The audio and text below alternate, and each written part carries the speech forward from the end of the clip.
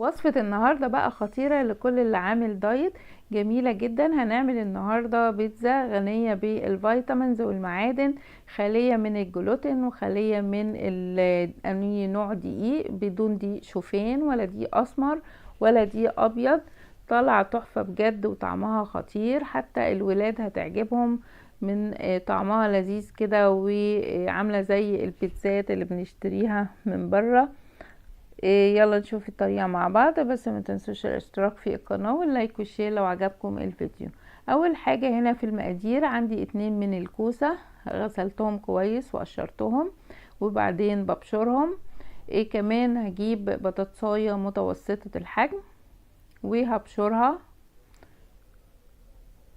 كل ده ني يعني مش مسلوق ولا اي حاجة.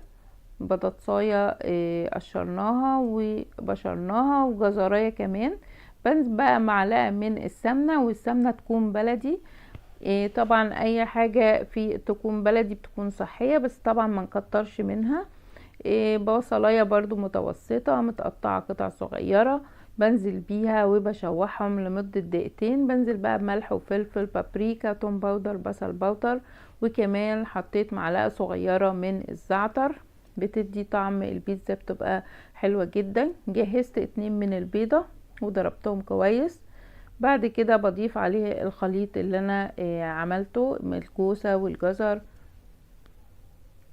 والبطاطس، وبقلبهم في البيض كده.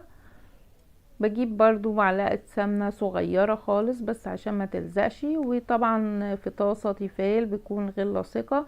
بنزل بقى عندي بالخليط لغاية ما يستوي من تحت، بقلبه على الوش التاني كده. احنا قلبناه على الوش التاني. ببتدي بقى اجهز الصلصة بتاعة البيتزا، عبارة عن معلقة من الكاتشب، معلقة من الصلصة، وممكن نحط شوية برضو تاني من الزعتر، بس انا الحقيقة نسيت.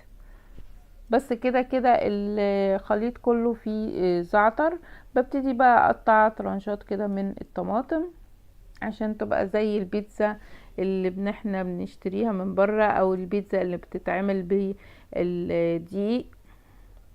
وحطيت شوية برضو من الفلفل والزيتون، لو عندنا اي زيتون. ممكن كمان لو حابين نحط شوية لحوم، مثلا لو عندكم لحمة مفرومة او فراخ، ممكن اي حشوة بقى انتوا تحبوها ممكن نحطها. حطيت شوية من الجبنة الموتزاريلا ودخلتها الفرن على الشواية بس عشان بس الجبنة تسيح والوش بتاعها يدي لون كده. طلع تحفة بجد وطعمها خطير، وطبعا زي ما انتوا شايفينها كده متماسكة. طبعا لما نيجي نحطها في فرن ما نحطهاش في الطاسة عشان الايد ما تبوظش، بنحطها في صينية وبندخلها الفرن تحمر الوش بس.